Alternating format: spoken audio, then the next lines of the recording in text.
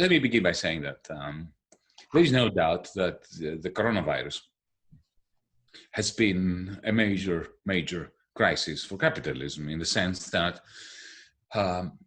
never before in the history of capitalism has there been a period like the 3-month lockdown, during which capitalism went into suspended animation of sorts. The Second World War didn't do it. No war did it. Indeed, wars accelerate capital accumulation. They accelerate capitalist economic activity. They never put it in suspension. I think it's quite indicative to mention that even during 1944, a year that I mentioned before in a different context, in 1944, if you look at industrial production in Germany, it was the highest it was in its history in 1944. And remember, 1944 was the time when Germany was effectively flattened. It was completely steamrolled over by bombers, Allied bombers. And yet, the point, you realize the point I'm making, that war never managed to dampen capitalism. COVID-19 did in a substantial way, because it froze not only the demand side of the economy, but also the supply. We were locked in. We couldn't go to the shops, we couldn't spend money, so that's the demand side. But at the same time, factories, even those that continue to function, ran out of raw materials, intermediate products, and they ceased to operate. So yeah, that was pretty remarkable. And if you look at the numbers from around the world, in the United Kingdom, in Ireland, in Greece, in Germany, in India, for that matter, in the United States, economic activity just fell precipitously. So there is a tendency, because of this reality, for people to think that 2020 is a new crisis, and it is a devastating crisis and the worst capitalism has had. But I shall make a rather controversial proposition, and I shall be defending it over the next few minutes, that the crisis 2020, occasioned by COVID-19, firstly, it's not a new crisis. It is an acceleration of a pre-existing crisis. And secondly, it's not worse in qualitative terms, in terms of what really matters of the dynamic of capitalism, than the preceding crisis, which began in 2008 and which continued, never ended. Anybody who thinks that the crisis of 2008 had been overcome, and then came a second crisis because of COVID-19, that capitalism was doing reasonably well, and then 2020 was a year when a mindless piece of RNA suspended capitalism, is wrong, is profoundly misunderstanding what's going on inside the workings, the machinery of capitalism. So let's begin at the beginning, which in my story is 2008. 2008 was our generation's 1929. In what sense? In the sense that, okay, of course, it was a financial crisis that, as in 1929, began where else? In Wall Street. It involved the banking system, the corporate capitalist architecture, and very soon it spread out, as Americans say, from Wall Street to Main Street. But that's not the only reason why I'm comparing 2008 to 1929. The other reason is that, come to think of it, if you look at 1929 historically, it was a remarkable discontinuity in the history of the world, in the sense that nothing that happened after 1929 could be predicted before 1929. Nothing that happened after 1929 made sense in the language that people used to explain the world in which they lived prior to 1929. Before 1929, there was a touching faith that capitalism had overcome its crisis, its 19th century crisis, that prosperity based on capitalist activity, based on the stock exchange, was here to stay. There was this conviction, even in the circles of some of the center left, that the stock exchange could only go up, that house prices could only go up. Those were the roaring 20s for people who actually remember the cultural aspects of the 1920s.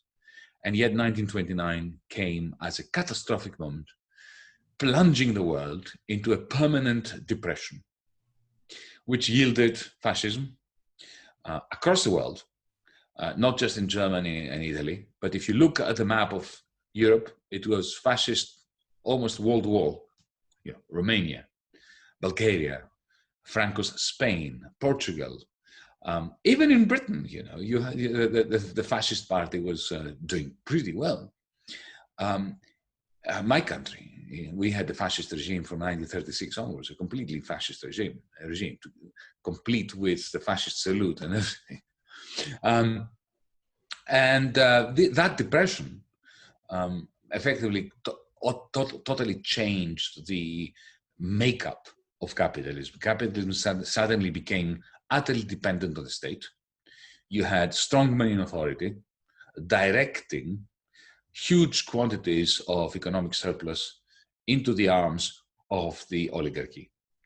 So it wasn't just robber barons taking surplus away from the rest of society. You had very strong, powerful states working on behalf of oligarchs, while at the very same time, and this was quite interesting, using the language of criticism of capitalism. You have to remember that both Hitler and Mussolini were very anti-capitalist in their narrative, especially anti-bankers in their narrative. And yet, their governments were a godsend for corporate capitalism, for big business. They were big businesses' greatest handmaidens. Does this ring a bell? Does this remind us of anyone we know, like, for instance, a certain resident of the White House today, or president of Brazil, maybe, or prime minister of Hungary, or leader of the opposition in Italy?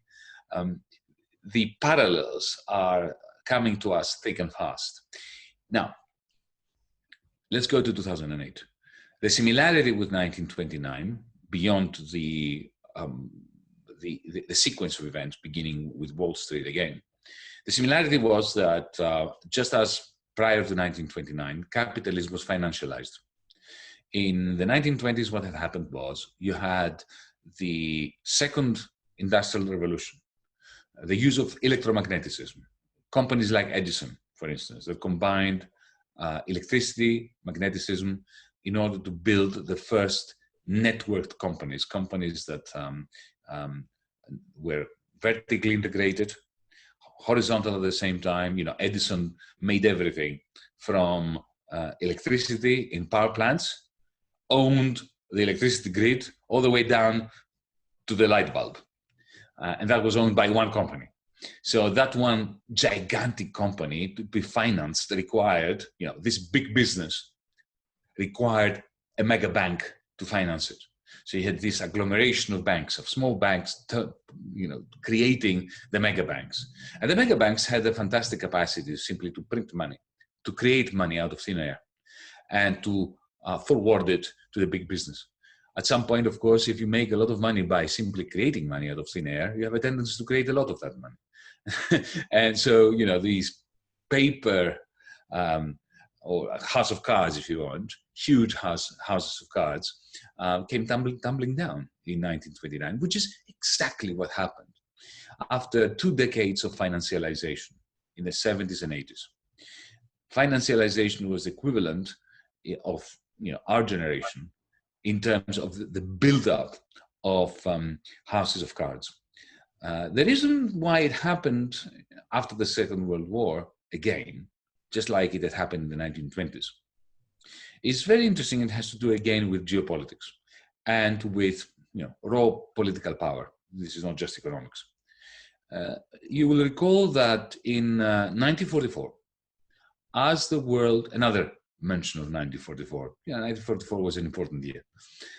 There was a very interesting conference that took place in New Hampshire in the United States, the so-called Bretton Woods Conference at the Mount Washington Hotel in New Hampshire, in a place called Bretton Woods.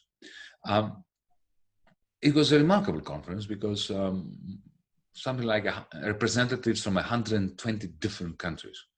I believe Ireland was represented there. So was Greece. Greece was under occupation still.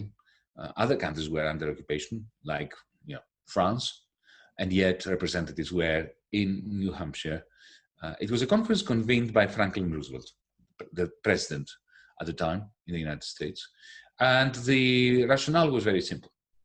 The war was coming to an end. It hadn't ended. The Bretton Woods Conference coincided so that we have a perspective, a historical perspective in our minds with the Normandy landing. So there was still quite a long way for the war to run, but it was clear, the writing was on the wall, as they say, that it would end and the Allies would win. And the United States government at the time, which comprised the so-called New Dealers, the people who had felt in their bones the indignity of the Depression. These were people that rose up, came into government in 1933 with the landslide of Roosevelt against the austerian government of President Hoover. And they did pretty remarkable things by the standards of what was an establishment, ruling class, patriarchal political party. For instance, they put the financial genie back into the bottle. They totally constrained what the bankers could do. The bankers hated them. They hated Franklin Roosevelt more than they hated economists in a way. And those New Dealers were responsible during the war for the war economy. Effectively, they had socialized the American economy. The American economy had become a socialist economy during the war. The war economy was, they had forgotten everything, all the liberal paraphernalia of the ideology of laissez-faire and free markets. There were no free markets. Every price was fixed. It was fixed by the father of a great friend of mine, John Kenneth Galbraith, the famous economist, who was the price czar. His job was to fix every price. And when some people asked him, it wasn't that very difficult to do, Mr. Galbraith. How do you fix all the prices? He said, no, it wasn't that difficult because they were already fixed by big business before that. The myth of the market was just that. It was a myth. And in a sense, inequality just crashed. It collapsed. The war economy during the Second World War eliminated unemployment and socialized the means of production to a very large extent. The New Dealers' great concern was that when the war ends, they would go back to the global capitalism would go back to its old ways, and because the war had expanded massively the productive capacity of the economy, they could produce a lot of stuff. Because they were producing a lot of stuff, aircraft carriers, aeroplanes, trucks, guns, bullets, and so on and so forth. The production of the industrial machinery of the United States was just phenomenal. And they fear that even if they succeed to convert these factories from producing armaments to producing plows and refrigerators and washing machines and automobiles, there just wouldn't be enough demand for all this stuff. Because, how many cars can an American family own? And then they looked to the other side, our neck of the woods, on the other side of the pond to Europe. And all they could see was, just a destroyed continent. We didn't even have money. Our currencies had been totally devalued and rendered ineffectual. They have dropped out of any value system. We were just a very, very poor, destroyed continent. So they hatched this idea of a system of dollarizing the world, of effectively taking a large bunch of American wealth and recycling it, not philanthropically. The idea was not to be kind to the Europeans. The idea was to be smart in seeking their own hegemonic self-interest. So the idea is this. The Europeans couldn't buy the American automobiles and refrigerators and jets that were going to roll off the production line after 1945. So the Americans would actually give them the money, not lend it, because you can't lend money to the bankrupt. it doesn't help them. Just give it. It was called the Marshall Plan. But beyond the Marshall Plan, there were other forms of surplus recycling, as I call it, not just towards Europe, but also towards Japan. The Japanese economy was massively boosted by the Americans. Again, not because the Americans were philanthropists, but because they could see that the only way of maintaining production and employment in the United States was to dollarize Europe and Japan and Asia, so that Europe and Asia could buy stuff and keep them in surplus. And, you know, that was a pretty remarkable system. And if you look at Bretton Woods, what they did was to say, okay, we have a common currency across the capitalist world. It's the dollar. The exchange rate between our currencies, our more or less useless currencies, and the dollar was fixed. This is effectively like having the dollar. If the exchange rate is fixed, it's very difficult for young men and women today to fathom that we had fixed exchange rates for decades. You knew exactly what the pound dollar exchange rate or the Greek drachma dollar exchange rate was. You know, I grew up, it was 30-1 forever. For years and years and years on end. So it was a remarkable system. And that system, what it did was, it kept bankers weak. Bankers had no role to play in the 1950s and 60s. They had been turned into boring bread and butter utilities. You know, you put your money in the bank, you got a standard interest of about 4%, you got a mortgage, 4%.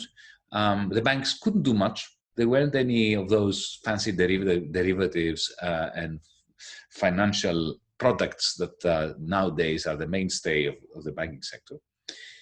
But that system, as I indicated, was predicated upon the United States being a surplus country, you know, selling more to the rest of the world than it was importing from the rest of the world. That ended towards the end of the 60s for a variety of reasons. Japanese and German industry became more productive, more competitive. At the same time, Washington, D.C., the capital of the United States, was purposely boosting the competitiveness of former enemies like the Japanese. Take the car industry. It was the American government that forced open the doors of the United States market to Japanese car imports to sustain Japan against the interest of the Detroit companies like, you know, Ford, Chrysler, General Motors, and so on. And the reason why they did that was it was their way of being hegemonic around the world, to keep Japan dollarized so that Japan could buy American stuff and remain within the sphere of influence of the United States, especially against the Soviet Union. Similarly with Germany. And it's not a coincidence that they chose two countries seriously to support, Germany and Japan, the two countries that they had defeated, because it was much simpler for them. For a start, you know, they wrote the constitution of those two countries. And secondly, they were met with immense gratitude from nations or ruling classes, the German ruling class and the Japanese ruling class, who were expecting to be destroyed by the Americans after the Second World War. Instead, they were elevated to the level of co-managers of global capitalism. That was the system that people like myself grew up in, the Bretton Woods system. But that was jettisoned by the Americans themselves the moment America stopped being a surplus country. They got into a deficit. Now, if any other country, like take Germany for instance, if they got into a deficit, or Australia for that matter, if they got into a serious deficit, the first thing politicians would do is they would tighten the belt.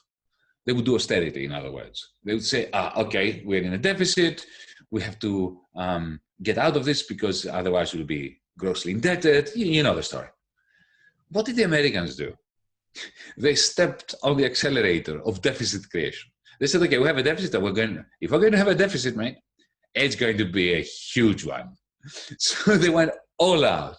And of course, the question is, who finances this? You know, if you turbocharge your deficit, somebody has to pay for it. And the answer is the rest of the world. It's really very simple. If you look at what was going on between the late 1970s and 2008, this is how I'm going to come to 2008, you'll see that the United States was increasing and increasing and increasing its trade deficit. It was buying more and more and more of the net exports of Japan, of Germany, of Holland, of the Saudis in terms of oil, and later, of course, of China, that ended up producing most of the stuff that was on sale in Walmart.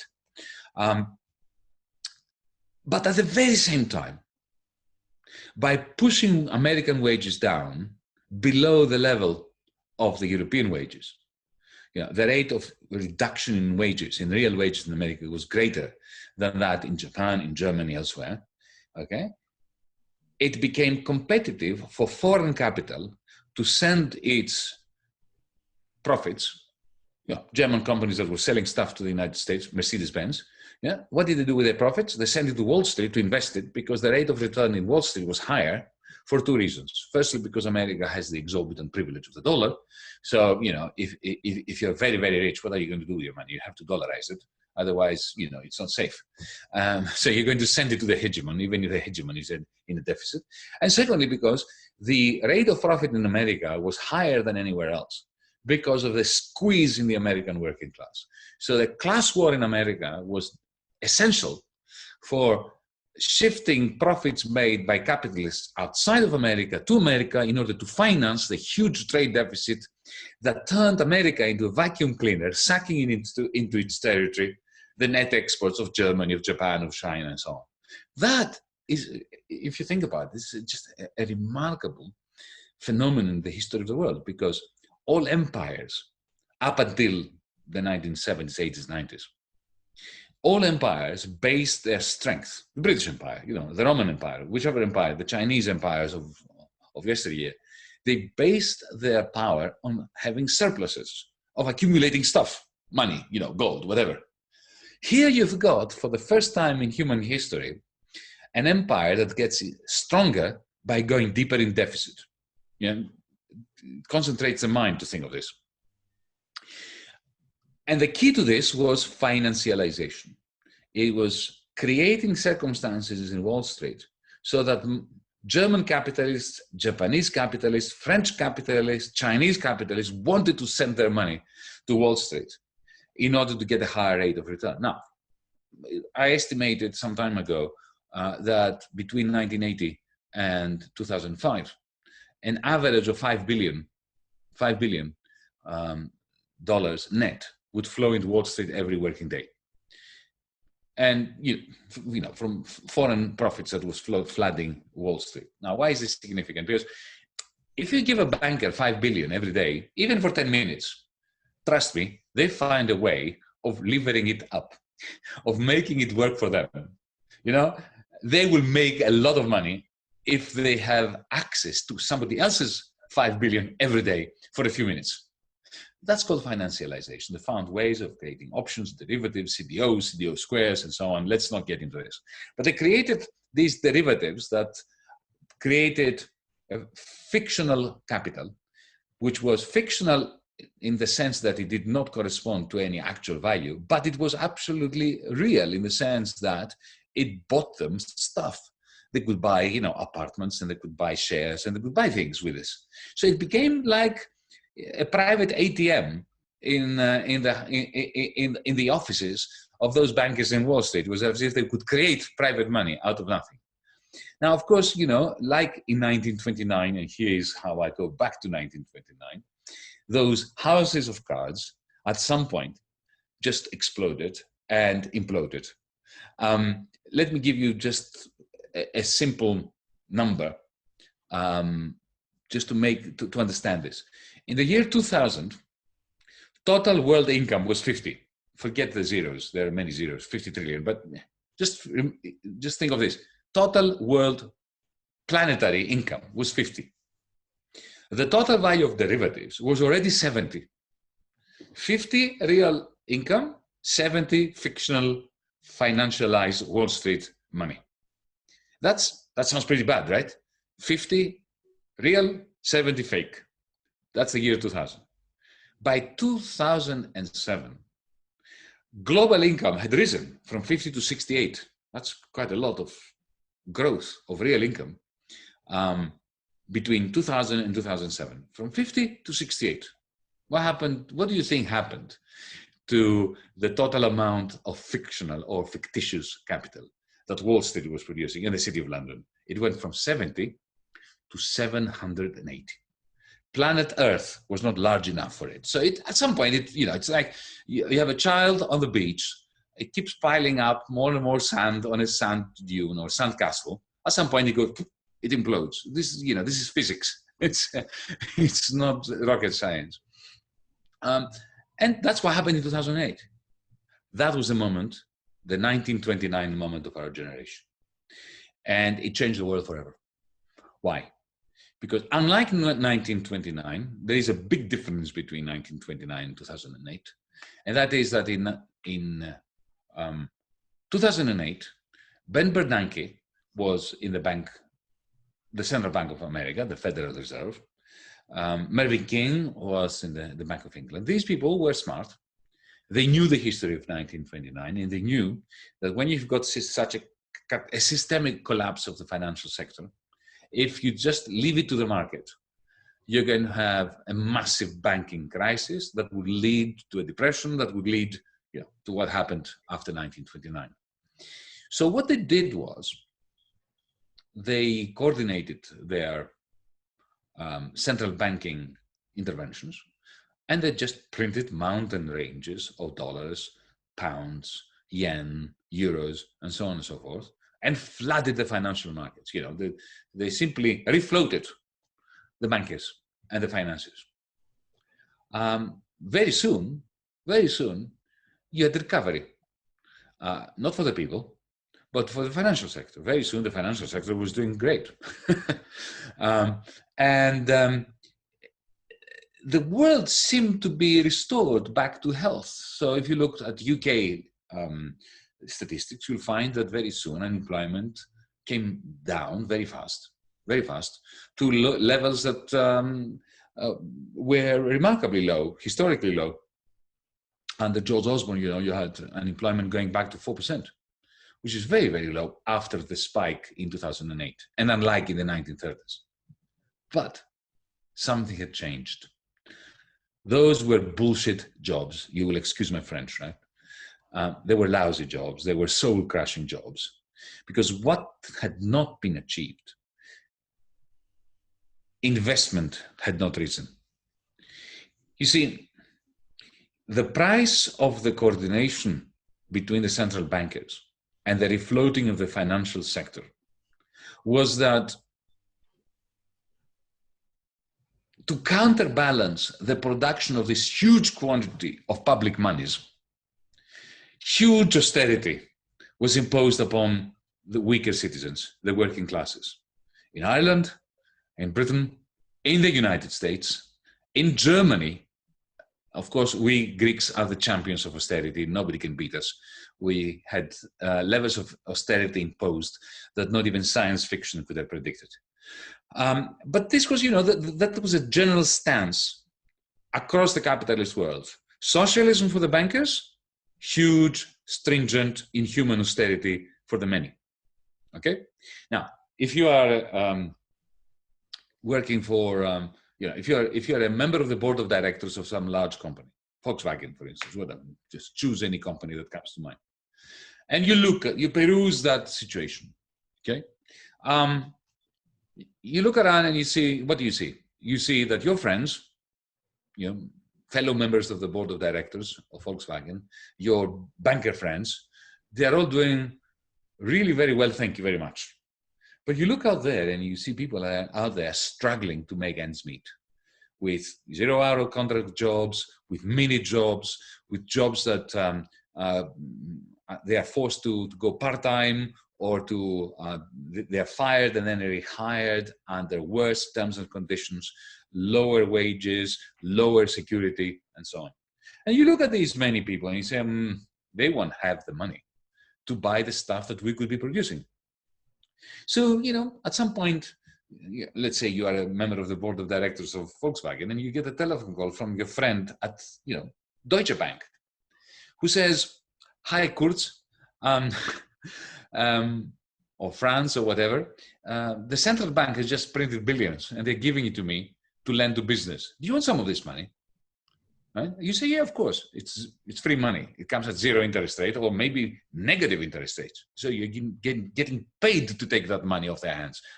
Are you crazy? Of course you'd say yes. But then you say, why am I going to invest this in new technologies, into new production lines, when the people out there won't be able to have the money to buy the stuff? So do you know what you do? Let me tell you.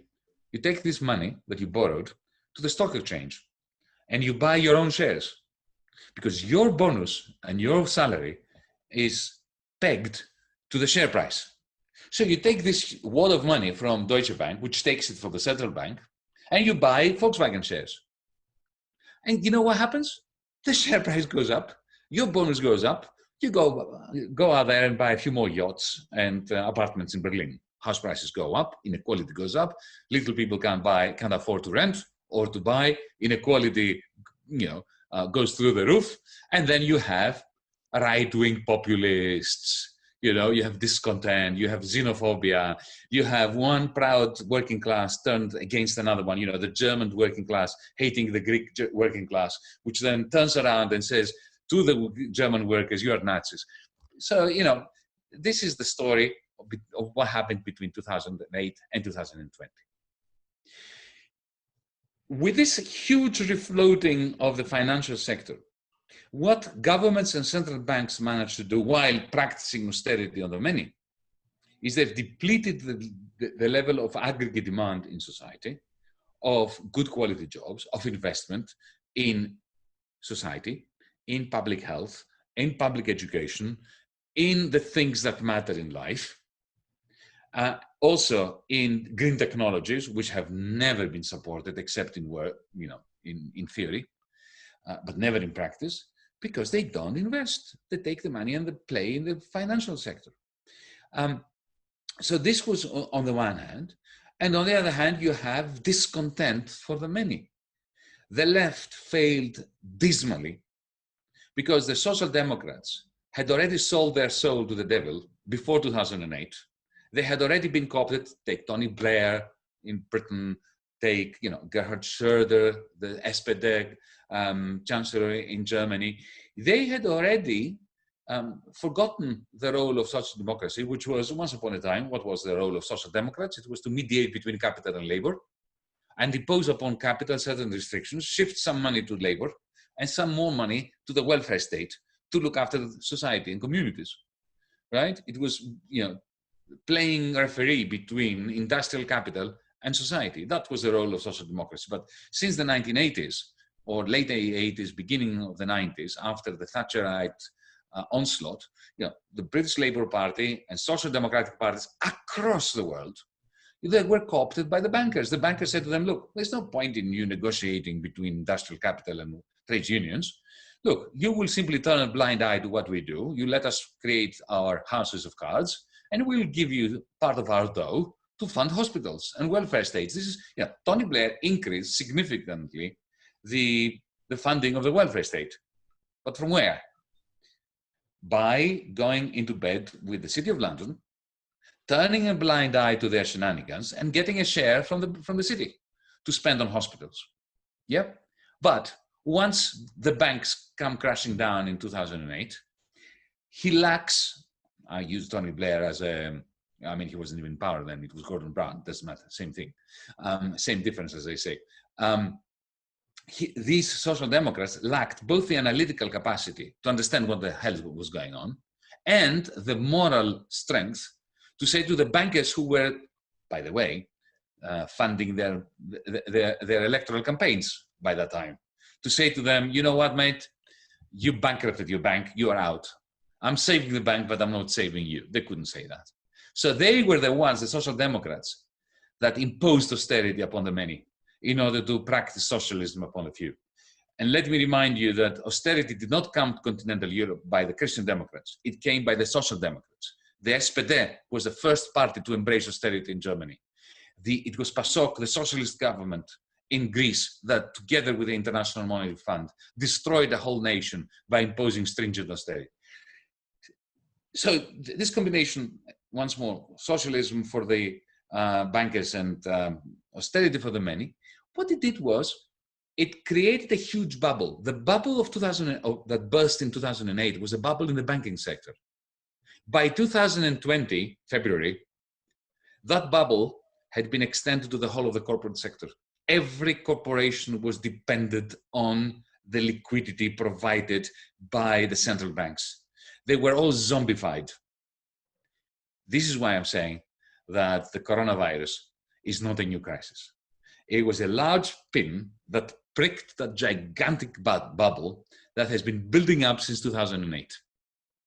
And this is why, unless we, progressives, unite across different borders in order to emulate on behalf of the many that which the bankers and the fascists have so successfully done, which is what? To internationalize, to show immense solidarity to one another. Think of the immense solidarity between bankers. You know, whether they're German bankers, Greek bankers, Irish bankers, American bankers, Indian bankers, they act as one. They're brothers and sisters.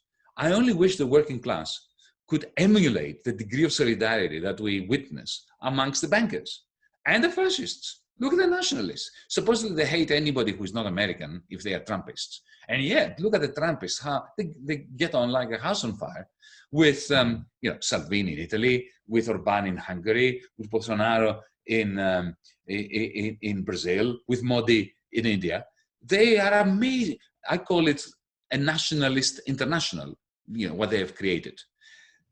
So you allow me to say on behalf of DiEM25, our party here in Greece, Mera25, and something that we are working on with Bernie Sanders and many, many others around the world, the Progressive International, that it is about time that we join hands, because the crisis that began in 2008, our 1929, has only been made much, much worse in 2020 for good people out there who are suffering an unnecessary crisis, one that is in the interest only of the bankers and the fascists. Thank you so much. Think of Thatcher. Thatcher was the pioneer of neoliberalism. What she did was, think about it, she went out with the determination of a vandal to destroy industry for one reason. It was the best way of destroying the trade unions. It was the theory that, if you can't kill the fish efficiently, you just drain the pond and then they die. So, British Steel, do away with it. The steel unions are, too powerful. British Rail, disband it, turn it into a patchwork of stupid, inefficient private monopolies. That way you break down the British railways unions and so on. So she replaced, she ushered in the model of spiv capitalism. People who actually produce no value, but find ways of using other people's money to lever it up, to create fictional capital, as I put it earlier, and be quite happy to let the Chinese produce tangible goods that everybody wants, to let the Japanese do it, to let anybody do it. So capitalism was taken over by people who did not want to be capitalists. That's the greatest indictment against capitalism, that it overthrew itself in a sense. It replaced capitalists, entrepreneurs, with rentiers, with spivs that effectively concentrate their incredible intelligence and political power on one and only one objective, and that is to take the little people's accumulated surpluses at any cost. That is the opposite of, when Adam Smith was, even Karl Marx, when he was explaining how capitalism worked, whether it's Adam Smith or Karl Marx, well, their theory of how capitalism works doesn't apply anymore since 2008. Since 2008, it does not apply anymore. Now, the way to make money is to buy non-performing loans in the secondary market and sell them before anybody else does. This does not contribute to a resilient capitalism. People ask me, especially from the right, oh, Yanis, the left is pretty pathetic, is it not? I say, yes, it is. Let's face it, we are, right? So who's going to overthrow capitalism? The answer is capitalism. Capitalism is overthrowing itself. Now, our job now, our duty and moral duty, I would put it in moral, ethical terms, as socialists, is okay, we failed to effect the revolution that overthrows capitalism. Let us at least not fail in designing post-capitalism, working towards making post-capitalism human and humane. Because post-capitalism is coming, but it could be pretty horrible. It could be a kind of industrial or post-industrial feudalism. It could be, you know, like I use the image of the Matrix, the movie. It could be dystopic, not utopian at all. It is our job to plan for post-capitalism because it is coming anyway. We might as well civilize post-capitalism. We fail to do anything about capitalism. We might as well try our hand at civilizing post-capitalism. The EU Recovery Fund is taking Europe one step closer to disintegration. So my view is very clear. Look, it's pretty remarkable, isn't it? Both in Ireland and in Greece, we experienced the remarkable disconnect between realism and EU policies. In 2010, the Troika, for instance, will go down in history as a misanthropic and very stupid way of running Europe. And they're doing it all again. I'm very upset and disheartened by the fact that even some of my friends on the center left, or even some on the left, look at this recovery fund as a source of some hope. Some hope. Nobody's enthusiastic. It's not. It's a source of a great deal of concern for me. Because what they're doing is this. They are refusing to talk about the elephant in the room. And the elephant in the room is a huge austerity that's going to hit us next year. Because, you know, we have something called the fiscal compact in the European Union. This has been suspended for this year, but it's coming back next year. And if it doesn't come back next year, which I'm sure it will come back in 2022, right? Now, what does this mean? It means balanced budgets. We have seriously destroyed government budgets now because of COVID-19. You know, we are going to have something like -8, -10, -11, -12% deficits in across the Eurozone, especially the weaker countries, right? Now, to close this gap and drive it to a primary surplus of 0% plus something, right? You need a huge austerity package. Nobody's talking about this. They're talking about the silly recovery fund, the 750 billion, which by the way is only 309. The rest is fictional. The rest is loans. Who needs those? You know, if you're bankrupt, as I said before, loans are terrible. The last thing you need to do, you don't have a right to take loans if you're bankrupt. If you are illiquid, yes, you do. But we're not illiquid. We're bankrupt. We have a problem of bankruptcy, both the private sector and the public sector, right? So it's 309. That's what it is. I've done my arithmetic, right? Which is nothing.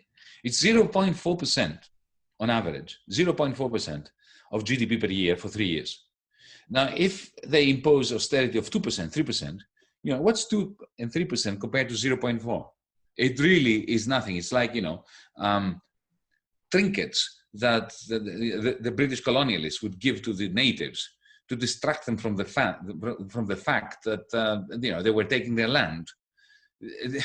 This is how I see it. The recovery fund is besides the point. It's macroeconomically insignificant, but it's the only thing we talk about now for months.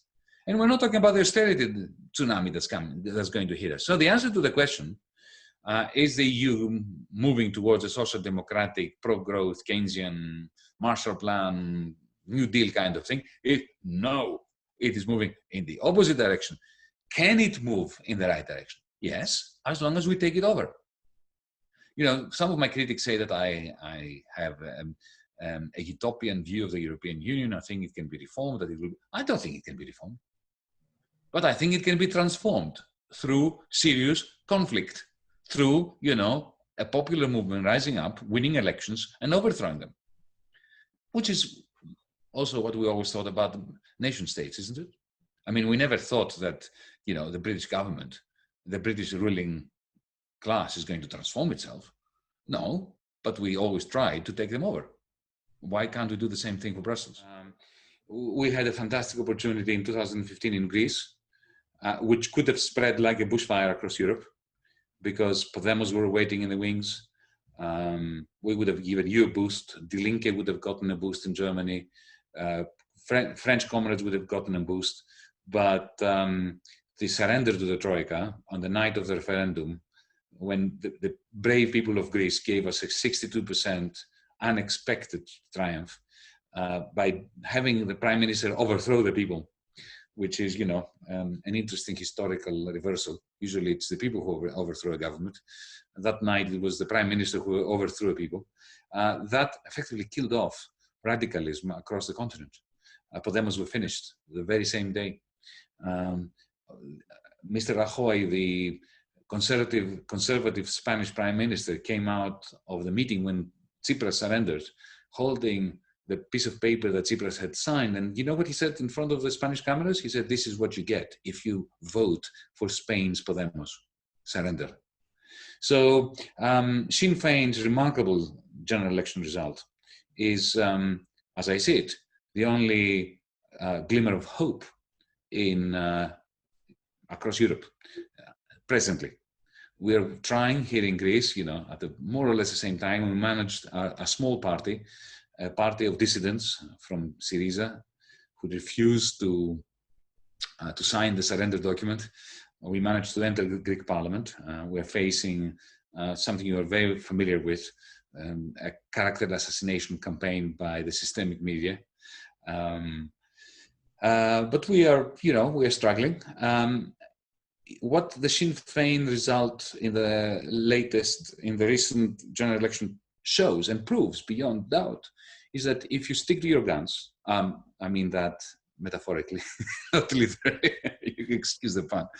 If you stick to your principles and you combine principle with policies that appeal to young people, to those who have been rendered precarious, whose lives have been rendered precarious by the latest financialized capitalist spasm, then there will come a moment, you won't even know why that moment came, but the moment will come when you will be rewarded at the polls. If you put me in a time machine and took me back to 2016, I would still campaign against Brexit. Not because I'm the greatest supporter of the EU establishment, as you know, but because any attempt to disintegrate and to pull peoples apart, even if the bonds that bind are, neoliberal single markets, they only in the end benefit the bigots, the xenophobes, the ones who invest in the anti-union narrative in order to point fingers at the other, whether the Irish, or the Indian, or the Pakistani, or the German, or the Greek, or whatever. And for me, what mattered was solidarity across Europe, including the British working class. I would like, the British Labour Party to lead under Corbyn a campaign across Europe so that we can take over the EU. Going to Germany, as I do as a Greek politician, I've had this experience many times. I go to an amphitheater there, 1,000, especially young people, Germans. If I were to say to them, look, this EU is a bad idea, let's disband it. Do you know what I would see in their faces? Horror. Do you know why? Do you know what they would be thinking? Oh my God, we are alone with our German oligarchy. Whereas if you go to them and say, listen, let's bind forces together, Germans and Irish and French and Greeks, and let's take over this asylum. Then suddenly there's excitement. That's why I would again fight against Brexit. But what I said at some point was when the Remainers were their own worst enemies, especially the hard Remainers, they treated Leavers with contempt. I don't believe you have the right to treat anyone with contempt, especially voters who voted for Brexit because they wanted to rub the faces of the establishment in it. There were people that were not just left behind in the north of England, in coastal towns like Clacton and Bournemouth and so on. They were not left behind, they were held behind. They were humiliated. They were treated as people who didn't matter. by the establishment in London. People who loved being in the EU, flying around, going to Brussels, going to Luxembourg, spending their holidays in Crete or Rhodes or Corfu, or Spain. And the people who suffered after decades of Thatcherism were left behind there, good left-wing people, and they said, no, I'm not going to vote for Remain, because I remember there was this old lady, she would never exit my mind, because after I gave what I thought was a fiery speech against Brexit, she came to me and said, look, Yanis, I like you very much, but I'm going to vote for Brexit, because if Remain wins, Cameron wins, and he's number 10. It's not Jeremy or you. And she walked off, and I thought, what do I say to this? Demonizing this woman, anybody who demonizes that woman will have to step on my dead body first. So that's what I would say to my hard Remainer friends. And that campaign for a second referendum was so toxic and so silly. It's like saying to people, if we don't get the result we like in the referendum, then we'll keep having it until we get it. There's no greater contempt for democracy. And then Boris Johnson won the election. At that point, as Democrats, we should say, okay, let's fold. It's over. Let's move on. Complete the Brexit business and move, and let's move on with a class war, with organizing solidarity across Europe, independently of whether Britain is in the EU or not. I think the challenge for us is to come up with one manifesto for the planet, one document, one policy, a minimalist, internationalist policy agenda. You see, the Davos capitalists, the big business representatives, the bankers and so on, they have one. It's quite remarkable. Whether you ask a representative of the Davos big business cabal in Brazil, in Mexico, in Ireland, in Frankfurt, what do you think should happen in the world? They'll give you the same answer, more or less. It's only progressives that we don't have a single answer to this question. So we need to have answers to questions such as, the questions that young people ask. How much should we spend on the green transition, on green energy across the world every year? I think we should have a definite answer, something like 10 trillion a year. Let's debate it. Is it 8, 9, 10, 11? But let's find a number. And then we have to answer the secondary question: where will the money come from? Will it come from taxation? Will it come from public financial instruments, from bond issues, and so on? Third, how do you redistribute money from the global north to the global south while doing all this? Fourth, how do you reduce the power of corporations and big business and big banks? Fifth, what is your vision of post-capitalism? These are big questions. But unless we have a common answer, whether we are Irish, Greeks, Nigerians, or Japanese, we are not going to be able to confront the Nationalist International and the Bankers International. So that's one. And secondly, even if we have a single manifesto for the world, which I think we should, and we as a Progressive International are currently working towards one, we also need global actions that target local issues. So when there is a strike in some warehouse in Cork, or in New Jersey, or outside Moscow, we should organize global campaigns in support of those local struggles in order to give that sense that we have one agenda for the world, we operate as an internationalist movement, but we can also pinpoint our solidarity to particular comrades that deserve it.